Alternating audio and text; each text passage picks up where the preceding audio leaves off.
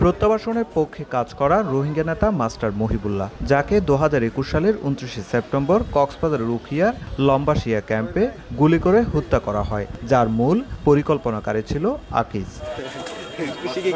শুধু মাস্টার মহিবুল্লাহ নন, মিয়ানমারের সন্ত্রাসী সংগঠন আরসার শীর্ষ নেতা আকিজের নেতৃত্বে ক্যাম্পে হয় 7 মার্ডার। সরাসরি অংশগ্রহণ করে গোয়েন্দা সংস্থার কর্মকর্তা হত্যাকাণ্ডে। এরপর ক্যাম্পে সাবমাজি কিংবা হেডমাজি যারাই আরসার বিরুদ্ধে গেছে তাদেরকেই খুন করা হয়। এক পর্যায়ে আইন শৃঙ্খলা বাহিনীর সাঁড়াশি অভিযানের মুখে পালিয়ে যায় মিয়ানমারে। মহিবুল্লাহ যখন তাদের আরসার কথা মতো কাজ করেনি, তখন তাকে হত্যার একটা পরিকল্পনা করা হয় এবং এই হত্যার মূল পরিকল্পনাকারী ছিল কিন্তু এই মৌলভী আকিজ।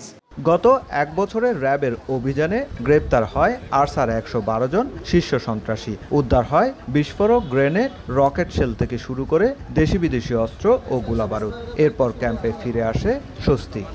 নগদে 500 টাকা বা তার বেশি পেমেন্টে পেতে পারেন ঢাকায় জমিসহ 20 কোটি টাকার পুরস্কার।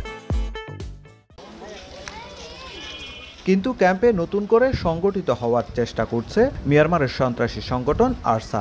দায়িত্ব দেওয়া হয় আরসার শীর্ষ নেতা আকিজকে, আর গত 19 মে সে ফিরে আসে রোহিঙ্গা ক্যাম্পে।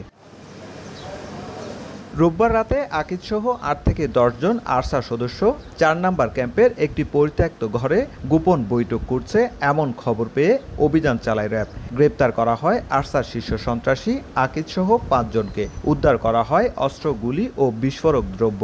সোমবার দুপুরে সংবাদ সম্মেলনে এই তথ্য জানায় র্যাব। মৌলভী আকিজ তার কিছু বিভিন্ন ক্যাম্প থেকে কিছু নেতৃবৃন্দ এবং আরসার কিছু সক্রিয় সদস্যদেরকে নিয়ে নতুন করে একটা নাশকতার পরিকল্পনা করছে। রাষ্ট্রীয় গোয়েন্দা সংস্থা একটা তথ্যের ভিত্তিতে গতকাল আমরা আমাদের এই অভিযানটা পরিচালনা করি। এই মৌলভী আকিজ সহ আমরা 5 জনকে গ্রেপ্তার করতে সক্ষম হই।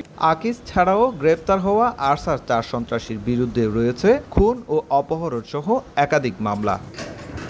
সুজাউদ্দিন রুবেল, সময় সংবাদ, কক্সবাজার।